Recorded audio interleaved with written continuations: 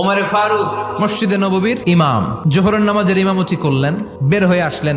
দেখেন মসজিদের বারান্দায় ইয়ামান থেকে আসা কিছু লোক গোল হয়ে বসে বসে জিকির করে।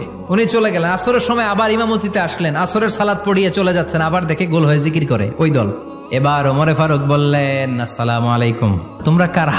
কয় নাহনু আল মুতাওয়াক্কিলুনা আলাল্লাহ, আমরা আল্লাহর উপর তাওয়াক্কুল করছি। তো তাওয়াক্কুল করে যে বসে আছো তোমাদের ফ্যামিলি নাই?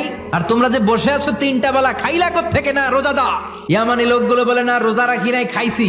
ওমর বলল বড় আল্লাহর ওলি খানা করতে আইছে। আমাদের জিকির আর বুজুর্গি দেখে আশেপাশের লোকজন খানা দিয়া গেছে। ওমরে ফারুক বলে তাইলে তো তোমরা মিথ্যাবাদী, তোমরা আল্লাহর উপর তাওয়াক্কুল করনি, তোমরা হচ্ছে একে অপরের উপর নির্ভরশীল। তোমরা জিকির করার তাকায় থাকো, বাটি আসে কোন দিক দিয়া?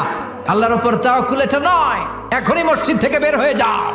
এরপরে কোনোদিন নামাজের পর গোল হয়ে বসে থাকতে দেখলে পিটায়া মসজিদ থেকে তাড়াবো। এটা হচ্ছে ইসলামের বিধান। চিল্লা এখন ঠিক কিনা?